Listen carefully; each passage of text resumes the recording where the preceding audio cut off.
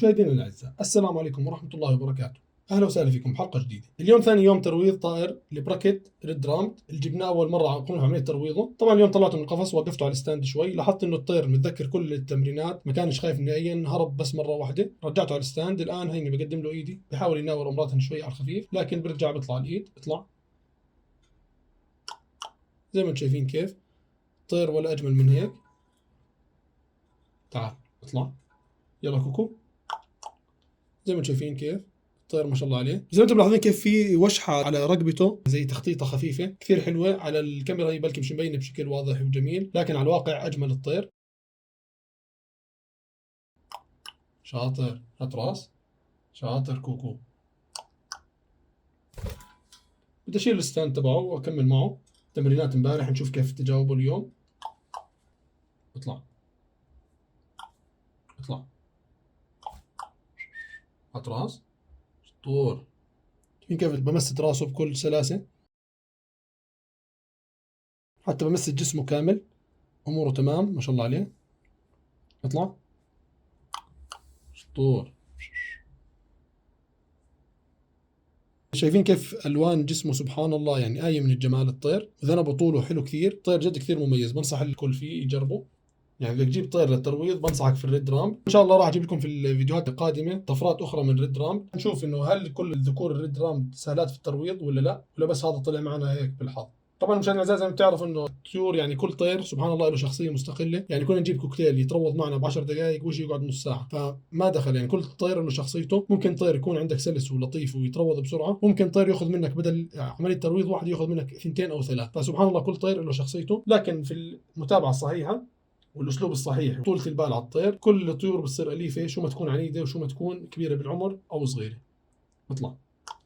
زي ما انتم شايفين كيف، بس تابع معه بطريقه صحيحه واعطيه طولة بال شوي وصبر، مع التكرار بصير الطير ممتاز.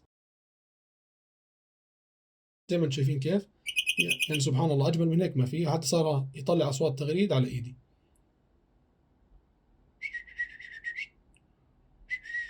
كوكو.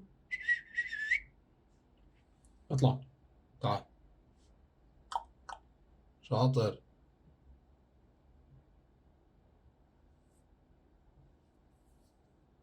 سبحان الله.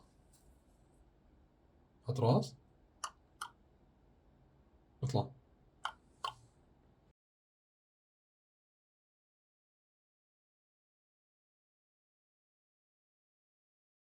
وعند.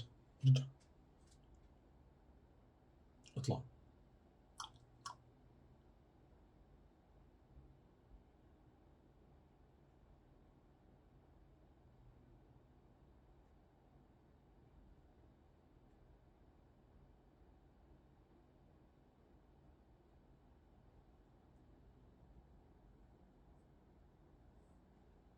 اطلع. خلينا نشوف هل الطير هذا بهلواني بيتشقلب ولا لا. اقلب. تعرف تقلب. هات راس. بدي اشوف لكم مشاهدينا الاعزاء، هل الطائر الذكر بيجي موشح زي الانثى من عند جناحه من جوا ولا لا. زي ما شايفين صار يعني سمح لي امسكه من رقبته. سبحان الله. يعني الطير بصير اليف بفتره حلوه. زي ما شايفين كيف الفرق بين جناح الذكر والانثى. الانثى كان فيها وشحات زي صبعات صفر، زي كيف الانثى الكوكتيل اللاتينو. لكن الذكر زي ما شايفين كيف جناحه بتحسه اقرب للبادجي، يعني بتحس شكل الطير هذا بادجي بس كبير. اطلع. شاطر.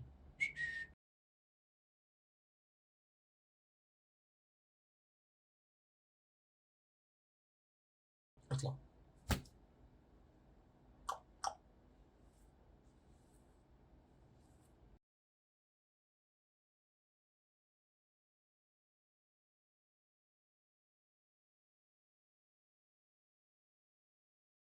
اتمنى اي حد ربى طائر البراكت ريد رام يزودنا معلومات عنه وكيف تجربته مع الطائر، وشو مزايا الطائر بالنسبه له وشو سلبياته، لا يستفيد باقي المتابعين، وقديش سعره في بلدكم مع ذكر العمله والبلد. ان شاء الله تكونوا استفدتوا وعجبكم الفيديو. لا تنسونا من دعمكم لايك وشير سبسكرايب يوصلكم كل جديد. وطبعا مشاهدينا الاعزاء، لاي استفسارات تقدر تسالوني عن طريق الكومنتات، وان شاء الله بحاول اجاوب على اغلب استفساراتكم تسالوني عنها. طبعا مشاهدينا الاعزاء زي ما شايفين كيف الطير عمل في ثمه حركه، هذا دليل انه هيك تعب شوي، بنخليه يريح، بنرجعه القفص وهو مش تعبان اصلا، هيو سكت.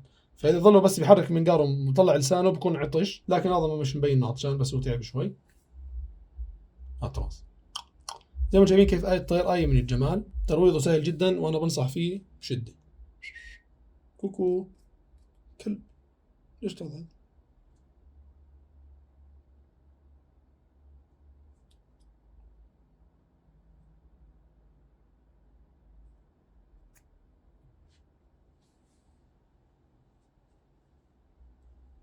زي ما شايفين كيف بوطي راسه، حب تمسيد الراس بشكل كبير، صار بس أحط إيدي يوطي راسه زي ما شايفين بهذا الشكل. والله بديت أحبك أنا. اطلع.